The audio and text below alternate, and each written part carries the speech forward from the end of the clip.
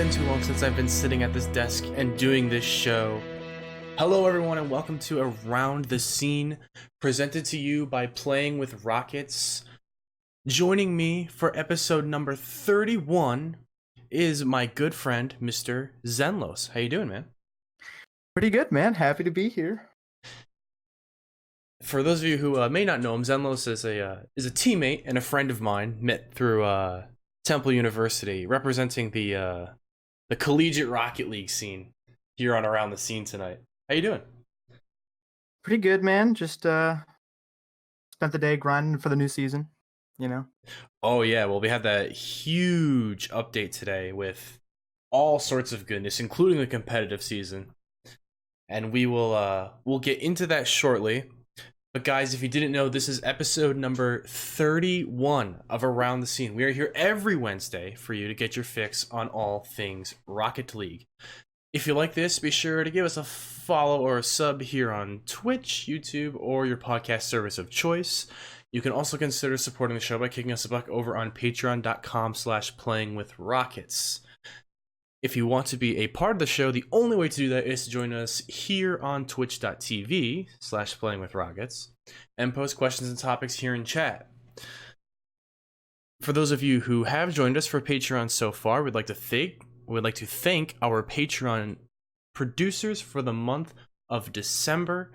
They are Kelvin Winter, Father of Five, Jonesy, and Neo.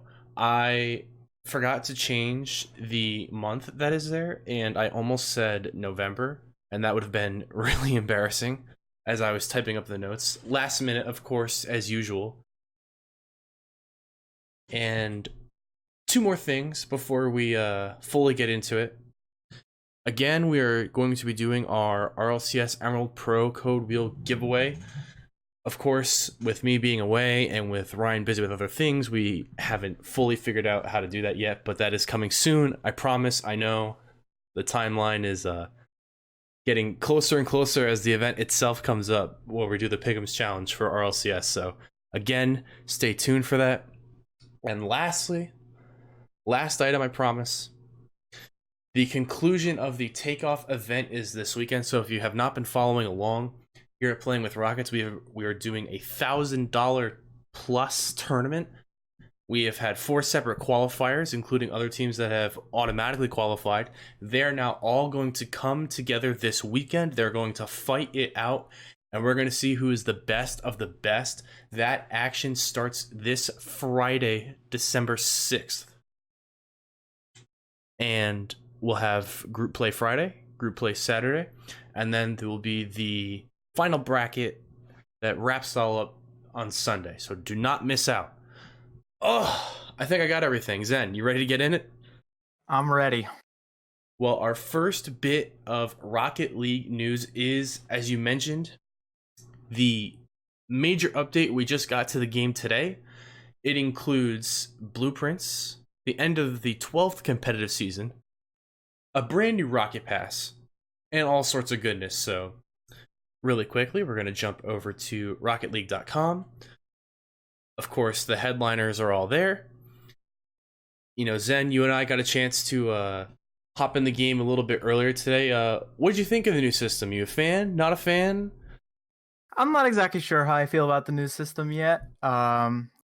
It's definitely interesting. I do like that, you're not restricted to just complete RNG and opening crates. It's still pretty RNG based, but where it really breaks down for me is, when you go and open or you wanna open a blueprint, and it's like $20, but the skin is only worth a half of that maybe. Yeah, I agree. Some of the pricing on the items is a little bit absurd, and to again explain it briefly. The headline, of course, is that the crates are now officially gone. They're no longer accessible in the game. You have no crates. Instead, all of your crates and your keys have been replaced with blueprints and credits, respectively. These blueprints, you can see what they are. You can see what you're going to compose with the blueprints, with the credits. But the pricing, as you said, is what I've noticed to be the major issue. I think most people generally are for it, but they look at some of the prices and they go, "Oh my god." Yeah, I mean, I'm gonna have to agree with that. I already did it a few times today where I opened like a painted exotic wheels, and I'm like, wow, I'm not spending that much money to open these. Like, it's not worth it. Honestly, the only thing I think out of, and I want to say I counted it roughly beforehand. I want to say either 400 or 500 crates just sitting there unopened. And honestly, the best thing that I had was a sky blue painted wet paint, and even then, it's $26. I'm sitting there like, yes, maybe, but for $26, there's a lot of things I can buy with $26. Yeah, I mean, that's exactly what I'm saying. You're making a $6 profit pretty much, but like then you have 2,600 credits, and then wait, you just buy something else? I don't know. I like the key system a little bit. I guess they both have their ups and downs, but maybe they'll flush it out a little bit. It's a little more user friendly, and maybe the prices drop a little bit so that trading becomes a little bit more viable. Yeah, this has had sort of a rippling effect through the market. People don't really know where prices are really going to settle. But again, even just outside of the items, we also have the start of a new competitive season. And we also have the one thing I'm looking for in here is the item archiving and inventory management. This is something we've been asking for so long. We finally have it. Have you sorted through your inventory yet, Zen? Oh yeah, I've sorted through it.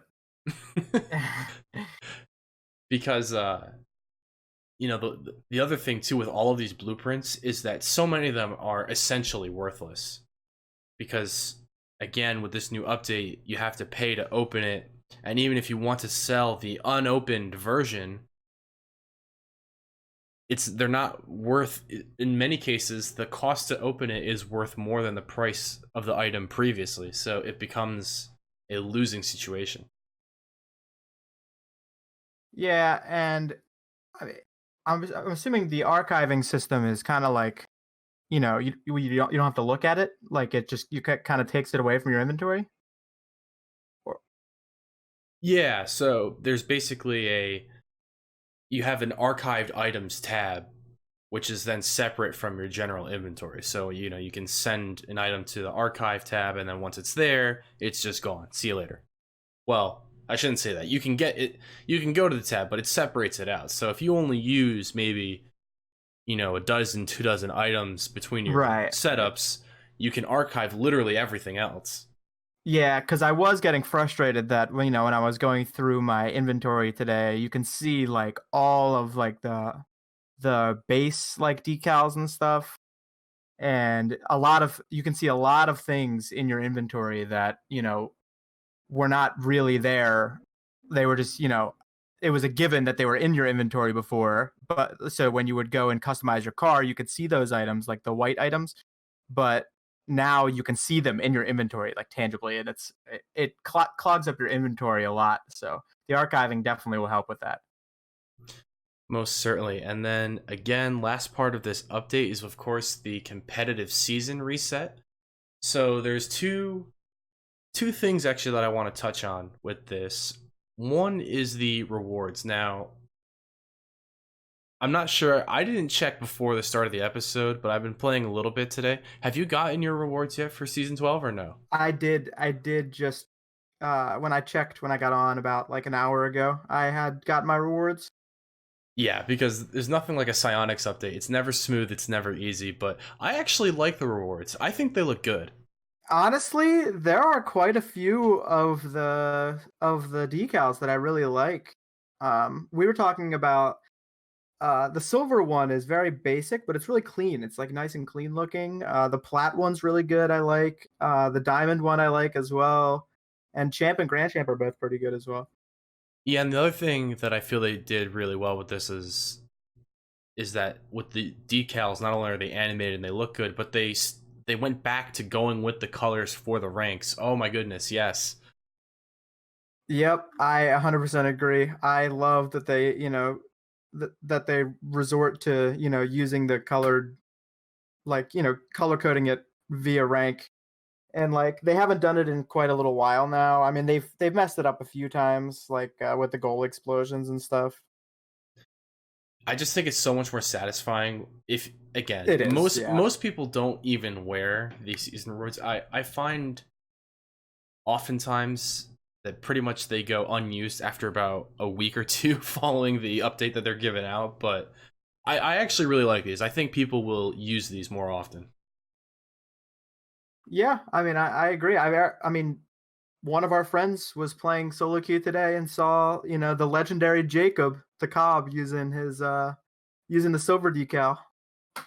So Well, we ran into JNaps today during the ranked reset. Again, for context here, at the beginning of every new competitive season, they do a soft reset of the ranks where everyone from GC and above is essentially compacted back into Champ 3. So oftentimes, if you're at or around that level, you can get into some interesting lobbies. And we got into a few today with that roster.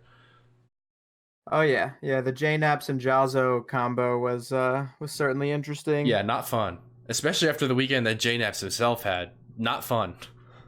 Oh yeah. And we played another like 1800 team, I think, which was, we won. So Oh yeah, yeah, total flex. But the big part that I want to point out here as well for the new competitive season is that with the start of season 13, we have adjusted how party MMR works for competitive playlists. A party's MMR will now be weighted closer to the MMR of the highest ranked player in the group than in previous seasons. So if you're like me and you get annoyed when you get into a lobby and it's a grand champ and a champ 2 and a diamond 3 all partied together, you're not going to see that as often because now those sorts of parties will be weighted more towards the grand champ area. It should generally help alleviate the impact of smurfing a little bit. yeah, I'm really excited about that change. That's something that we've all complained about for a long time, and it'll finally be resolved to an extent. Of course, if you're an optimist like me, you'll sit there and look at this and say, well, they're trying this out because they're going to go free to play next. And they want to make sure that the MMR on those free accounts, everything is all set in order when people make hundreds of smurfs.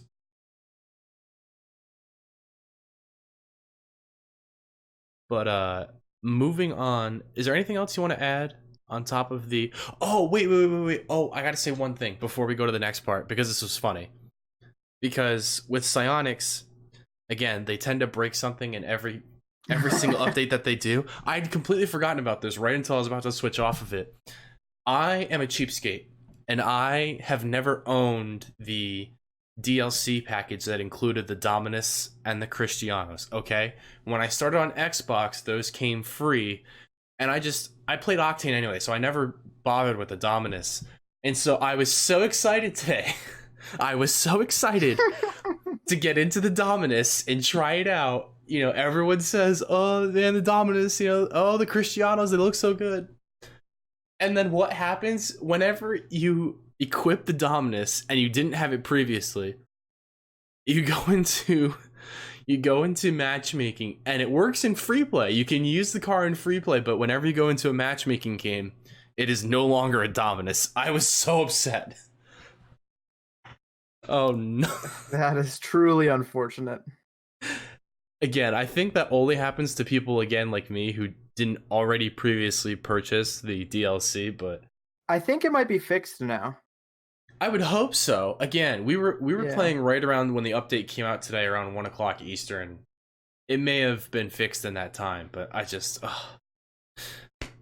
kills me, man. Yeah. It kills me. Well, at least you can use the Cristianos now, so you can use the real tryhard car. Yeah, I do need to try hard more in my ranked games. But is there anything else you want to add, Zen, on top of the update that we got today? I think that's all I had to say about the blueprints and the rank season and stuff. Oh, just all that casual stuff.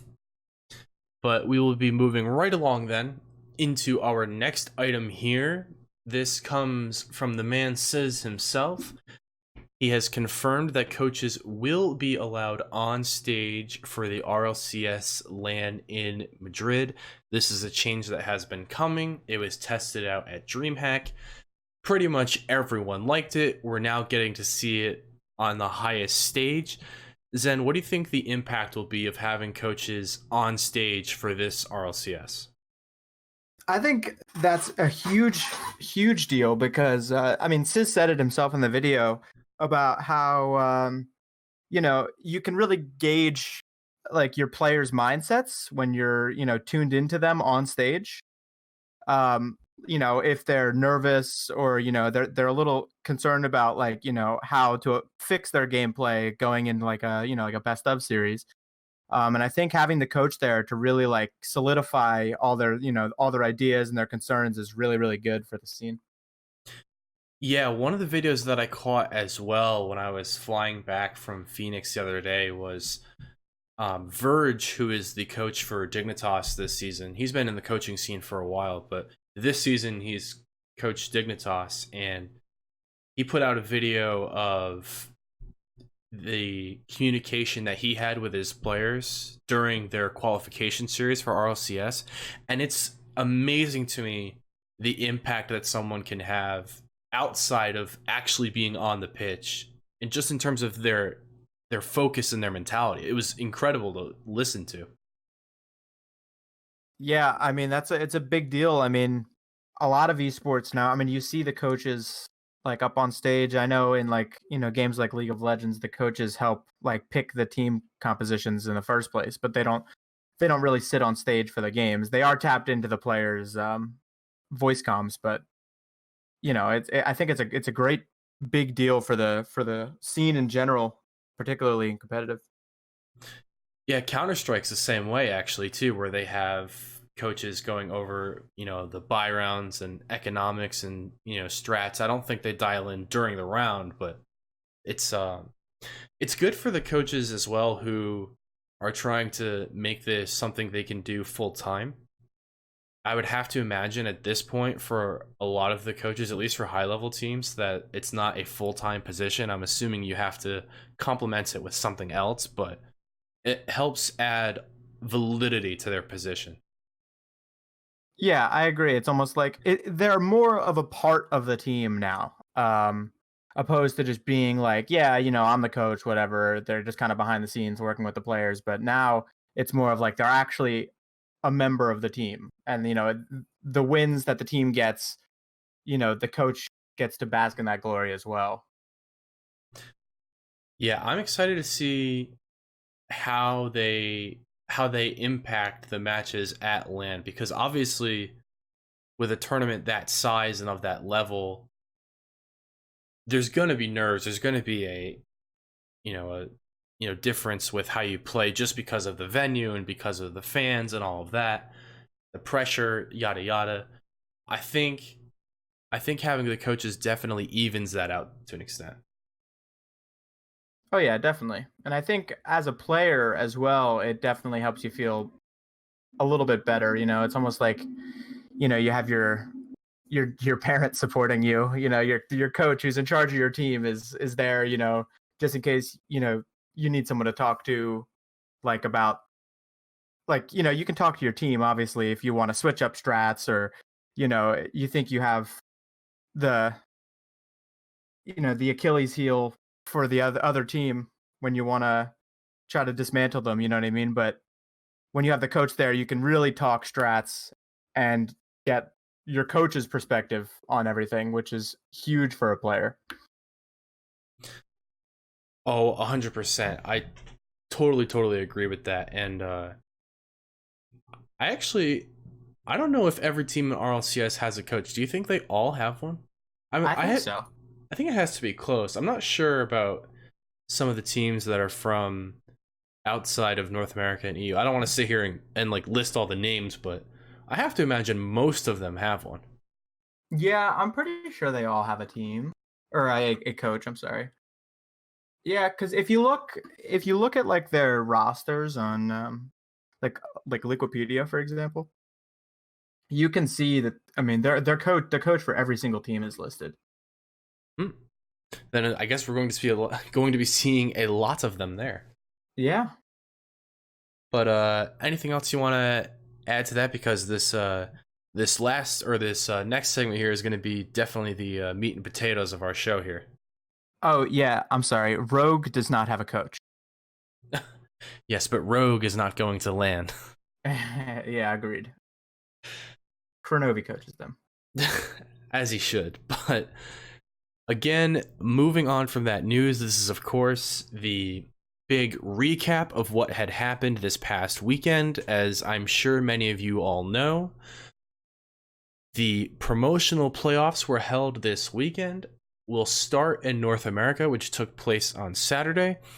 We had 4 teams going into it who were G2, Cloud9, Chaos, and Charlotte Phoenix. These 4 teams were battling it out. And ultimately, what we saw was the 2 teams that stayed up in RLCS were G2 and Cloud9. Zen, do you think this is a surprising result, or do you think that they were sweating this out? Oh, they definitely sweated out, I gotta say. They obviously knew they had to show up and, to hold up the integrity of their orgs. They've been such a dominant force in the RLCS for so long now. They couldn't possibly fall to the RLRS at this point. But they definitely sweated it out. They definitely cracked down for the past few weeks, made sure that they were up to snuff and that they could beat these other 2 teams, and they pulled it out. They really did. Yeah, and let's actually go. We'll go game by game here, sort of break down these different series. So the first series that we saw was Cloud9 versus Chaos Esports. Cloud9 managed to take this one down 4-1. Again, everything best of 7 in this tournament. But I thought Chaos really held their own against Cloud9. None of the games were blowouts, really. No, they really weren't. I was actually surprised at how well Chaos played. Taroko and Mektos they're both really solid players. They really held their own against C9, and I was pretty impressed. Yeah, and I wouldn't discount either the impact that Corrupted G had. Obviously, Corrupted isn't as flashy or as, I would say, offensively inclined as Taroko and Mektos, but they really look solid throughout. Again, none of these games really getting out of hand.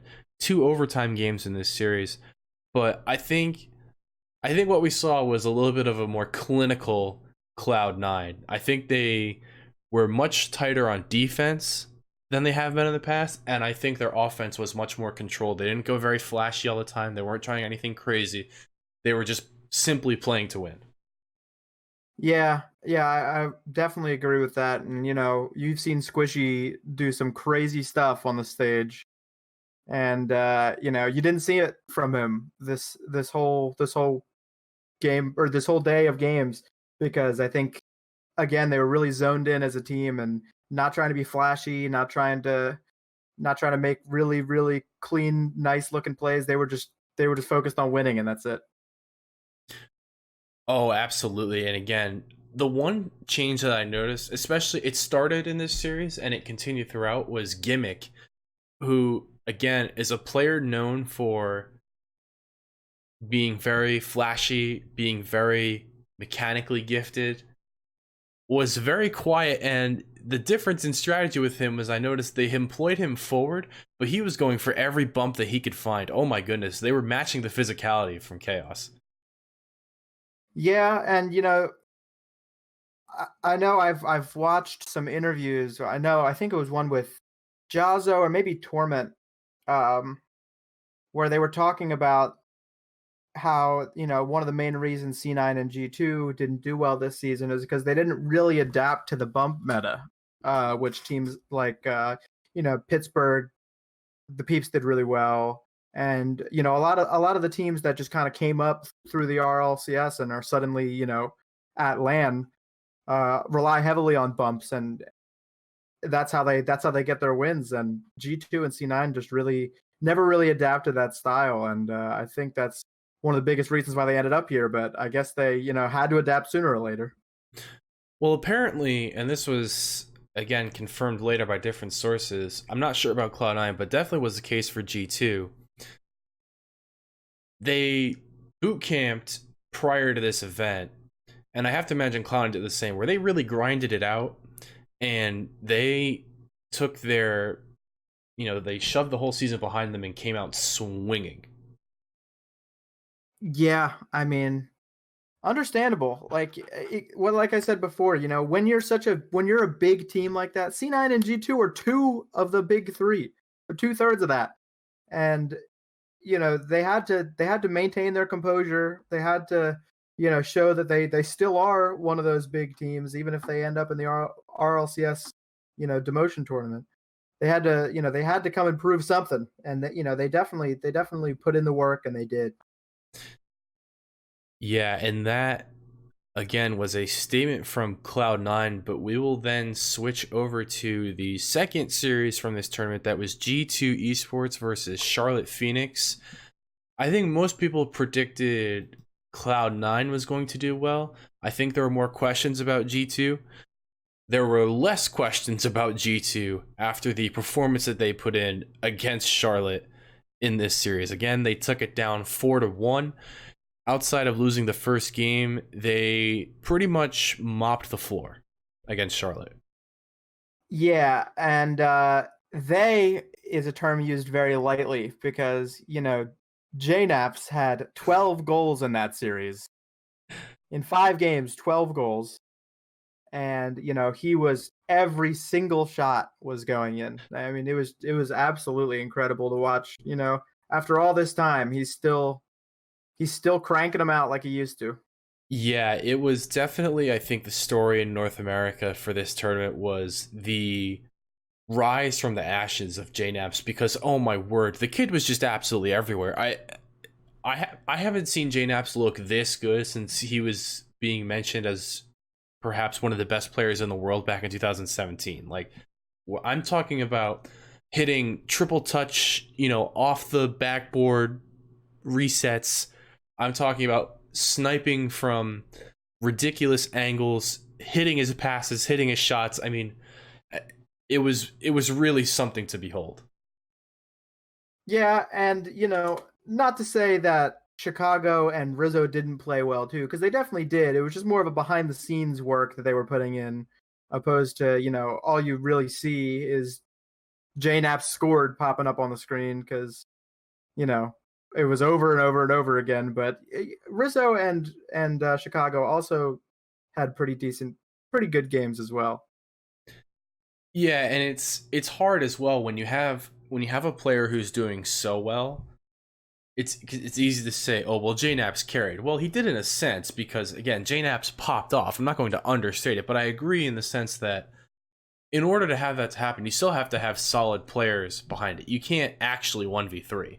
So again, you do have to give credit to Chicago and Rizzo for putting in solid performances and enabling the Knapsack to rise to the occasion. Oh, of course. And he definitely pulled out the Knapsack today. And or not today, obviously. It was, yes, this Saturday, but he also, well, to be fair, he did pull it out today against us when we ran into him. Yeah, well, very true. So I guess you could say he did it today as well. But yeah, so for that series, G2 Esports took it down 4-1. They moved into the winners final against Cloud9, dropping, of course, Charlotte Phoenix into the losers bracket. And I actually, well, we'll go more into it here. So again, we'll talk about this was the first game in the losers round. This was Chaos versus Charlotte. At this point, both teams needed to win in order to still have a shot at the RLCS. In the end, Chaos pulled through. This series was a little bit closer. They took it down 4-2. I thought this was pretty disappointing for Charlotte. I think, and again, we didn't really touch on them as much because, again, G2 put in such a commanding performance that they were worth talking about. But I want to touch on Charlotte here because I think when they watch these games back, they'll be really disappointed in how they played defense. I don't think the defensive rotation and the touches were there for them, and they got a little bit exposed by both G2 and Chaos. Yeah, and we've watched Karma and Jay Wismont play together in the RLRS for so long now, and obviously, Dude with the Nose was replaced by Shadow, pretty recently in the grand scheme of things, and Shadow was definitely a great pickup. I mean, he tried his best in these series, and he had little sparks of promise when you saw some of the plays he made. There was one specific air dribble play that came to mind. But the team has been consistently for seasons now, just consistently almost there. They never really make it. They're always so close, and every year they just kind of blow it. Yeah, and you have to feel for them as well because, again, with the way that the promotion tournament was stacked for the season, Charlotte had so many chances to go up. They could have won at any point during the RLRS playoffs, right? Because they started in the winners final and then they didn't qualify. Here, your chances aren't as good, sure, against Cloud9 and G2 and Chaos for that matter, but definitely still doable. But then they lost every single series. In fact, I think they said it on the broadcast that they had dropped the past 4 or 5 series in a row. Yeah, it really comes down to the playoffs and the promotion tournament at the end of the season, because during the regular season they're always pretty consistent, and then they get into these the finals, or they get into the promotion tournament, and every time it's pretty disappointing every season for them. Yeah, it makes you wonder about the drive and the grind to continue to do well and play well, because when you're that close for so long, at what point do you sit there and say, I'm just not cut out for it, Yeah, and you see that in a lot of different, both regular sports and in esports. You see it a lot where some players, sometimes they'll be dominant domestically, and then they go and perform on the international stage, and they just don't show up, and it happens season after season after season for some teams, and it's got to wear on you mentally and competitively. How do you convince yourself to get back up and play another season when you're constantly just barely not reaching your goal? Yeah, and again, Karma and Jaywiz in particular have been doing it so long together that it just makes you wonder if they're going to continue to stick it out. I hope they do. There's definitely talent there. You don't get this close without putting in the effort and having the talent together. But man, that's just got to be such a such a downer, to consistently be that close and not pull it through. Yeah, I feel mostly bad for Karma. I know she has a lot of players across the scene have a lot of respect for her, because she's individually, and when taking command of their team, she's a great all-around player. But every year, it's a shame that I have to watch her, almost make it but fall short every year. Yeah, and again, that was the last that we saw from Charlotte Phoenix this season. They again dropped the series against Chaos 4-2. A word on Chaos as well before we go back up to the winner section here. I think with Chaos, what was so interesting to me was in this series in particular how Corrupted G played. I thought he was much more offensive against Charlotte than he was against the RLCS teams.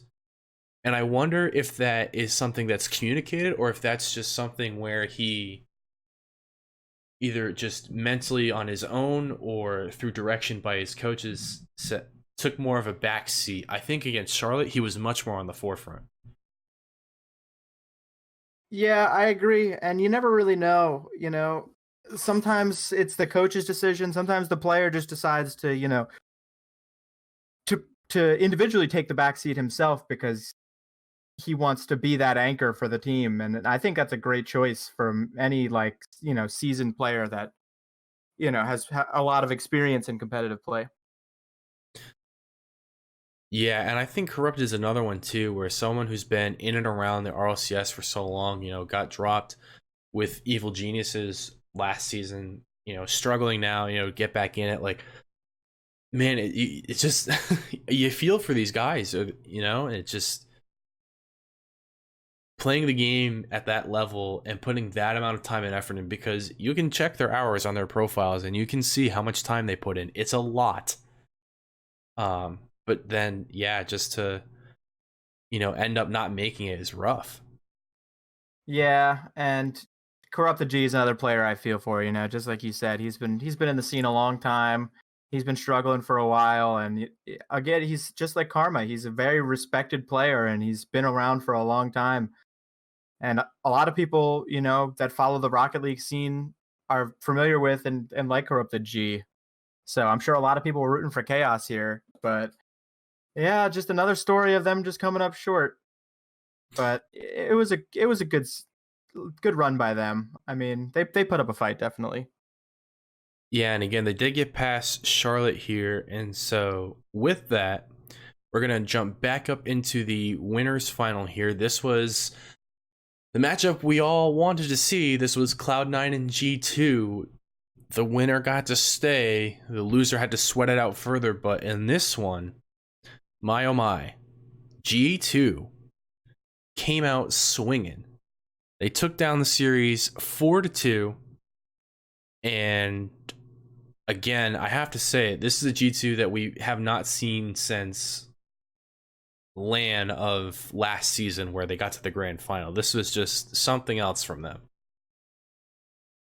Yeah, I mean, I know I've been rooting for G2 for a long time, and it was hard to see them drop after going to the finals last RLCS and losing to a very dominant team, understandably, in Reno Vitality. But then they come in this season, and everyone had high hopes because they just did so well last season, and they end up in the promotion tournament with C9, which was a huge deal. I mean, everyone was freaking out about that. But I'm glad. Obviously, I'm glad that they made it out and they played really well. They definitely did. But I wish I saw that kind of play all season and not when it really came down to it like this. Yeah, I think that's the sentiment that was expressed by many G2 fans, was where was this the entire season? Because again, they boot camped really hard for this, obviously, because their RLCS lives were, on the line here. But they boot camped for 2 weeks in New York, and they came out and said it, they all met up around, New York, New Jersey area, and they sat down together and they powered through it. And clearly they had something to show for it, because they really swept through this tournament. It didn't look that difficult for them. They took down, again, Charlotte Phoenix and Cloud9 back-to-back easy peasy. Yeah, it makes you wonder how much effort was really being put together throughout the whole season.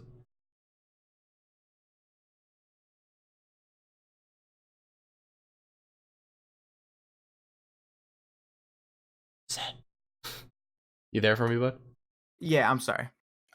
So to me, it honestly feels like they almost got a little complacent after playing so well in the like RLCS land tournament this past season, because they played really well, and everyone knew they played well, and they obviously have a lot of fans, and I think they just came into this coming season not really prepared for what was going to happen with some of the new teams that were showing up and the new rosters and the whole bump meta situation. And I think they just came out a little complacent and they just lost their footing.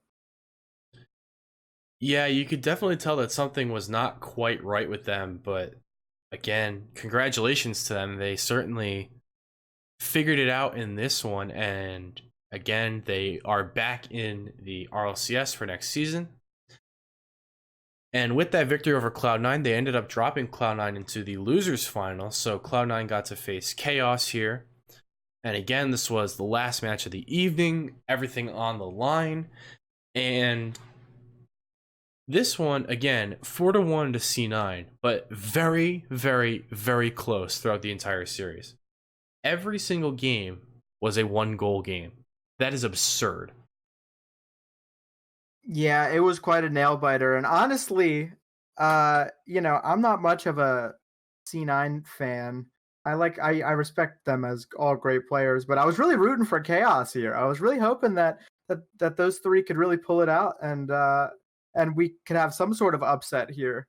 Because everyone expected G2 and C9 to pull it out, and obviously they did. But I was really hoping for something, and the games couldn't have been closer.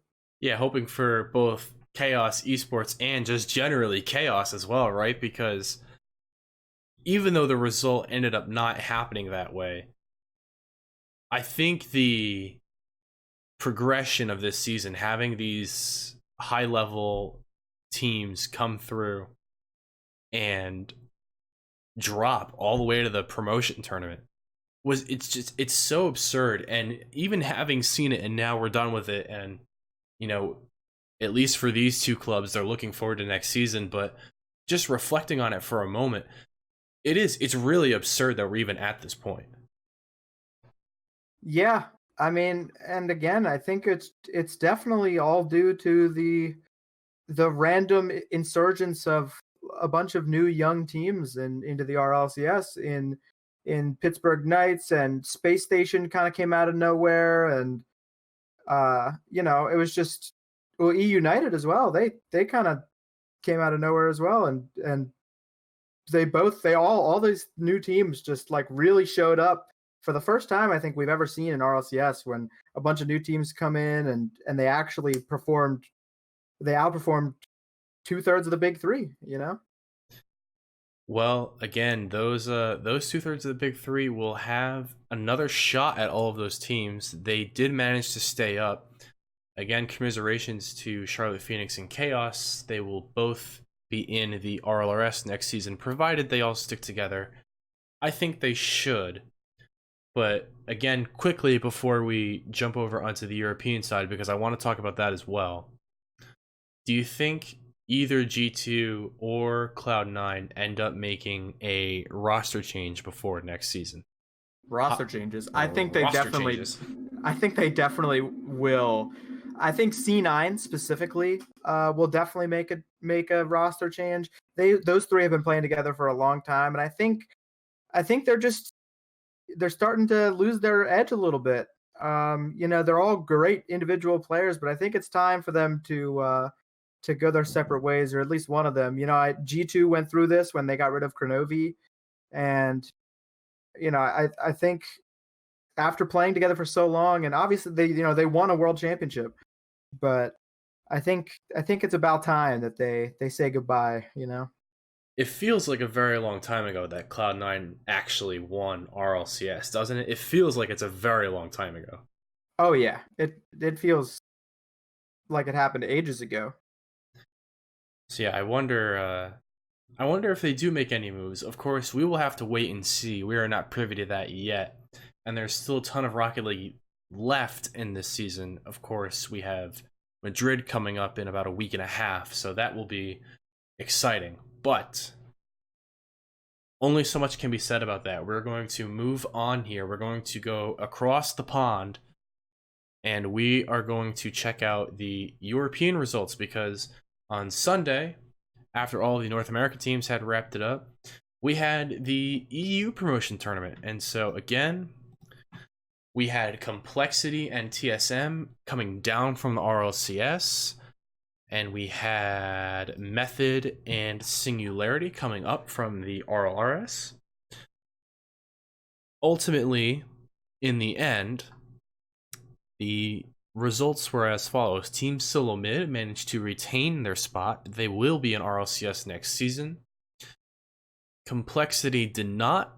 They were dropped out by Team Singularity, who again promoted through this system. They will be the third RLRS team to hop into the European version of RLCS next season.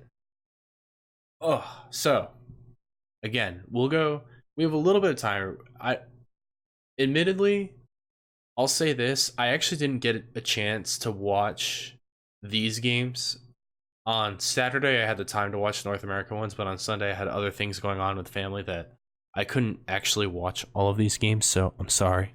But Zen, did you get a chance to watch these games or not really? I watched. Let's see. Looking at the bracket, I watched the TSM Method game, and I watched the Singularity Complexity game because Yes. I was moving back to school, so I caught like the beginning and the end pretty much. Yeah, sometimes that's just how it is. It's difficult, I feel like, when the regions are back to back. And of course, we're both North American. We tend to watch our region and then have a bit more deference towards other regions. But I feel like it's so difficult when they go back to back on days, especially on Sunday too, where at least for us, you have so many other sports and things going on.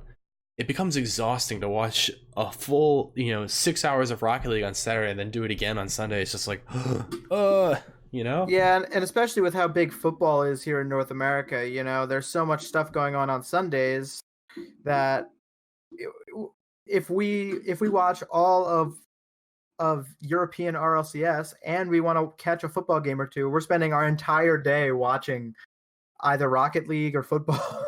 There was one day earlier this season on a Sunday where it was so, of course, I'll call it soccer again, hate me, but you had the English Premier League, right? So there was one day where I woke up early for an English Premier League game. Then I watched part of the European RLCS. Then I watched the NFL after. And literally, it was an entire day, as you said, an entire day of just watching both traditional and esports. It's just, oh my god. Or actually, you know what it was? There was a Counter-Strike major event as well. There was a DreamHack with Counter-Strike. So I was watching four, and I just remember thinking like, oh my god, this is absurd.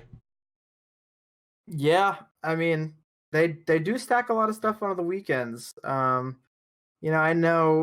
I know some other esports try to switch it up a little bit. I know for League of Legends, the European League is on Saturday or on Friday and Saturday, and the North American League is on Saturday and Sunday.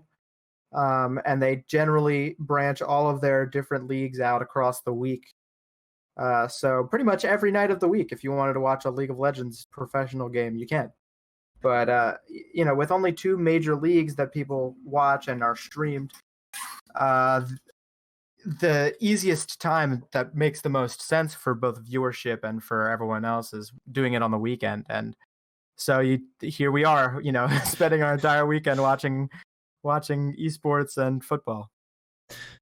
Again, it's nice when you have the time, but again, we didn't quite have the time to watch all of these games.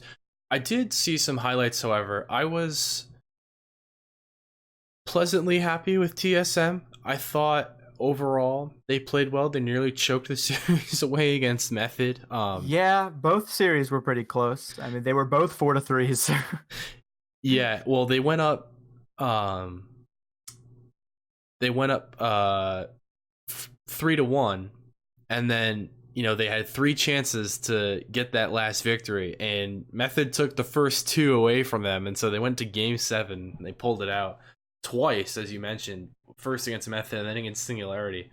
But I just feel like with TSM, it's a similar story with G2 and C9, where this is such a prestigious organization, and you feel, when you look at this roster, you feel like it should be better.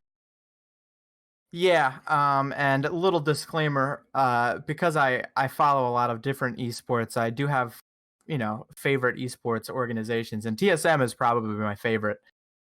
So of course, I root for them in multiple different games. So naturally, I root for them in Rocket League, and I got particularly excited when they picked up Alpha this season, and of course, they also ended up, along with my other favorite team, G2, in the promotion tournament. But they did play really pretty well, and just like all the other big orgs when it's crunch time, when they come down to this promotion tournament, they know that they should have played better in this season, and they really buckle down and make sure that they get it done. And you know, TSM was a little bit closer than C9 and G2, with both wins being a 4-3, but they pulled it out. Yeah, they certainly did. And again, Rated ZK joining us in the chat here. I feel like Devo stepped up over the weekend. It wasn't all alpha, and they worked as a team instead of relying on just alpha. Again, full disclosure, I didn't get to watch the games. I'll take your word on that. I feel like with some of these, we're so quick to say if a team doesn't do well that they're going to make a roster change, but sometimes it really is better to just stick with it. I think in TSM's case, you can make an argument both ways. I thought Remco was very shaky overall this whole season. And I look and I say, I don't know, like, should they stay with it? Should they make a change again so quickly? I don't know. I feel like they can make a case either way. I feel like it's 50-50 with TSM. Yeah, and I think that they have a similar problem that G2 has, where when someone has to show up to get those wins, just like on G2, it's always JNaps, it's always Alpha on TSM. And when you have a team dynamic like that, it's really not healthy for particularly for the other two players.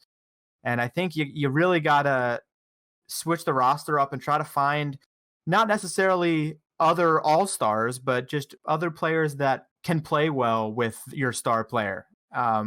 Like, finding someone that can really play off of JNaps really well. With Chicago played that role for a while, and this season not really, but they need to find someone that can really play with Alpha, and I'm waiting to see that happen. Yeah, it'll be interesting the moves that TSM make going forward, but again, congratulations to them. They did make it through. Let's talk about the other team that was in RLCS this past season. That was Complexity. This roster, of course, did not do well in RLCS. In fact, they lost every single series that they were in. And that trend almost continued throughout the whole tournament. They did lose their first game, but they managed to beat Method in the losers round, but then ultimately falling to Singularity in the losers final. I feel like this was an expected one. With the way that their season had been, I feel like it was fairly expected that Complexity was not going to survive this tournament. Yeah, and I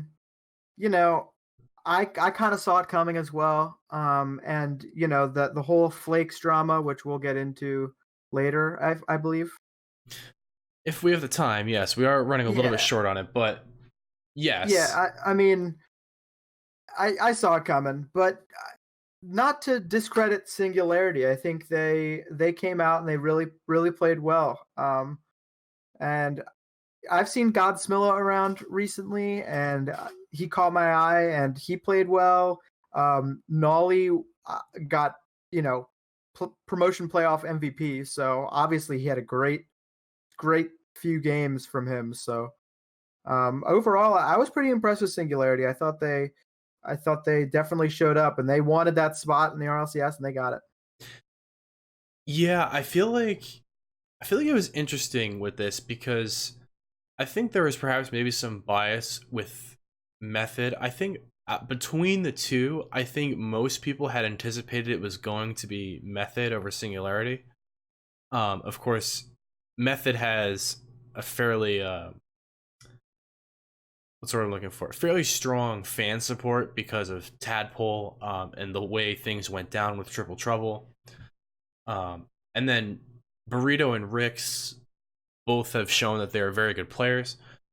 I felt for Method, though, I thought they could have done better, but as you said, Singularity really showed up, and they proved that they deserve to be in the RLCS.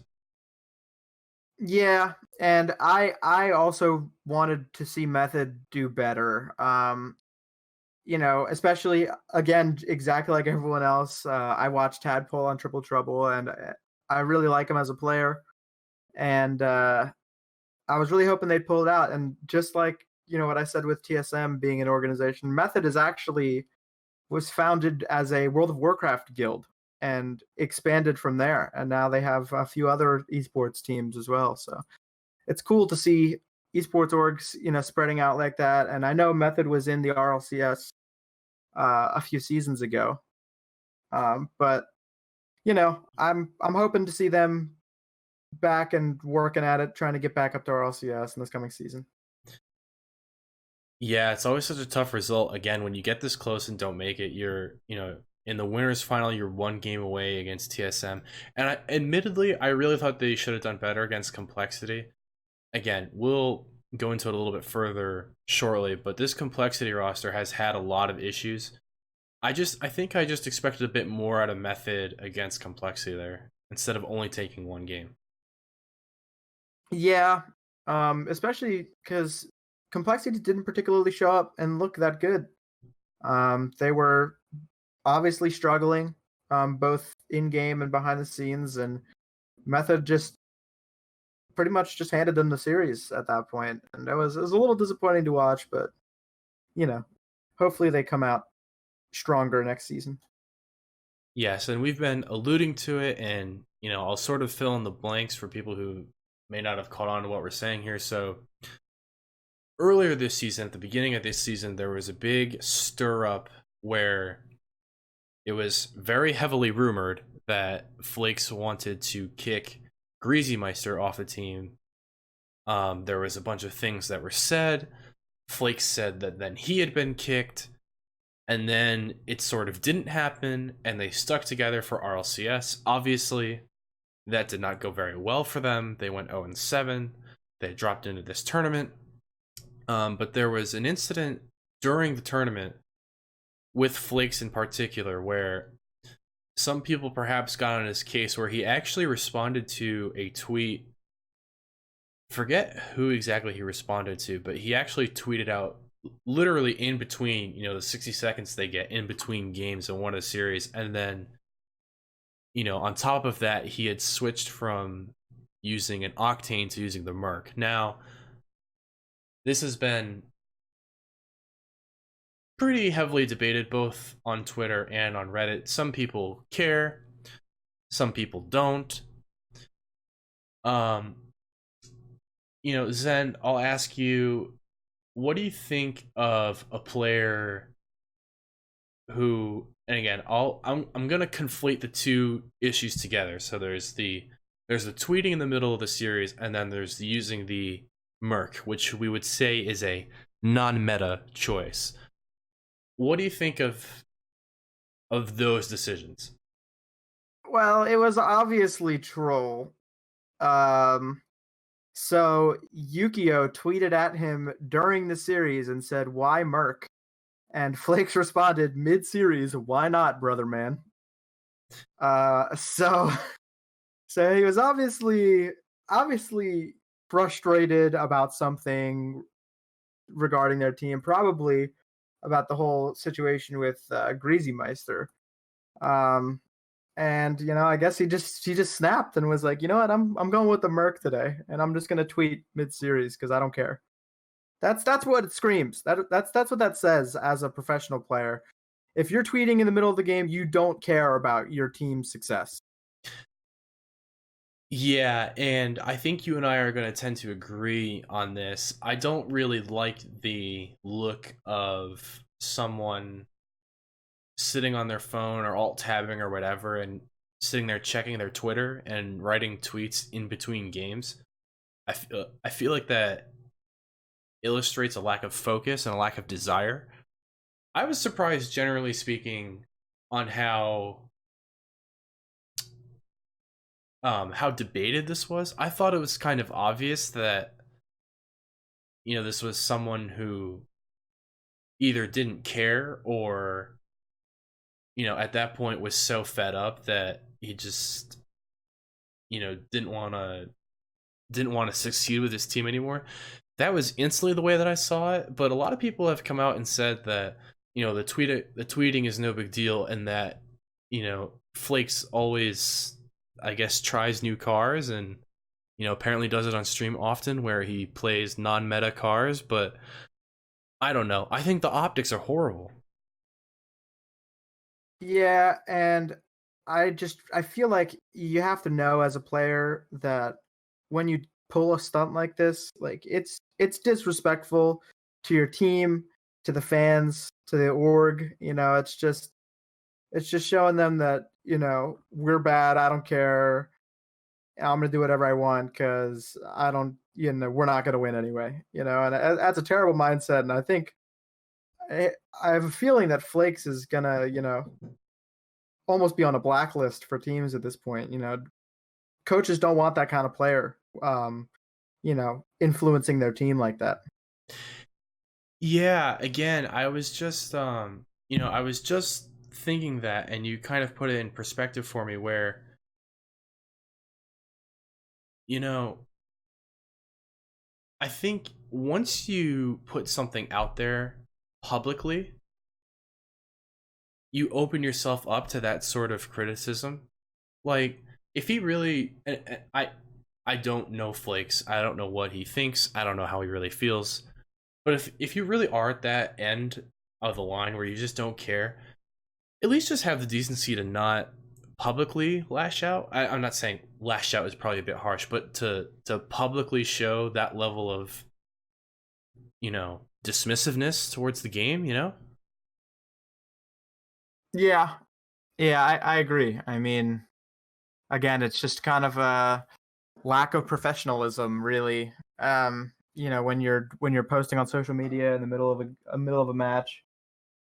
Yeah, I mean, we'll see what happens. Whether Complexity stays together, or they disband, or they stay together and they drop Flakes. And if he can get to another team with all that's happened, but we'll definitely see. Absolutely. And again, Rated ZK chiming in chat. It wouldn't have been an issue if they were winning. When you're losing, everything you do gets highlighted. Yes, and I think that really is the moral of the story is it's all optics. When people look at the situation, they see a team that has lost every series in RLCS. They're fighting for their life, and then you're doing that. The optics are atrocious. It doesn't matter what you think or if you don't care or your teammates don't care. It's about the perception of the issue, and I feel like that's really the heart of it, where I look at it and I say, you can't do things like that and expect people to just not care, especially when you put it out there on your own. There's just no way. Yeah, I mean, that's really what it boils down to. It's very situational. If obviously exactly right, if they were winning, it wouldn't have been a big deal. If Justin decided to tweet mid-series, it would be a little disrespectful, I think. But it wouldn't have nearly the magnitude that it does when your team is on the opposite end of the spectrum and are struggling to get any wins. And on top of that, you're just displaying to everyone that you really don't care. Yeah, and again, I think we're pretty much in agreement there. But again, if anyone is listening or watching later on, let us know. Put something in a comment, put something in the chat. Let us know what you think of it, because I am interested in hearing everyone's opinion. But guys, I think we're just about done here. Again, congratulations to TSM and to Singularity. TSM for staying and for Singularity for promoting. We will be awaiting them next season in the European version of RLCS. Zen, my man, you have anything that you want to plug at the end of the episode? A Twitter account, a Discord? What you got for me, brother man?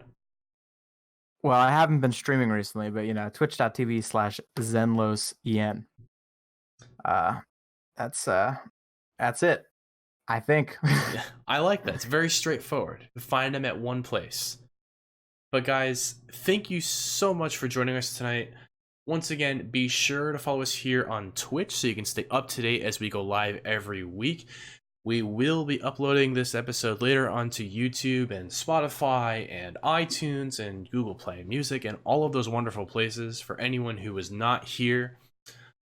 Again, you heard that you can catch my friend Zenlos here at twitch.tv/ZenlosEN. You can also find me at twitch.tv/Perino. But guys, this has been Around the Scene presented by Playing with Rockets. I am Perino. This is my friend Zen. It has been our pleasure to have you with us.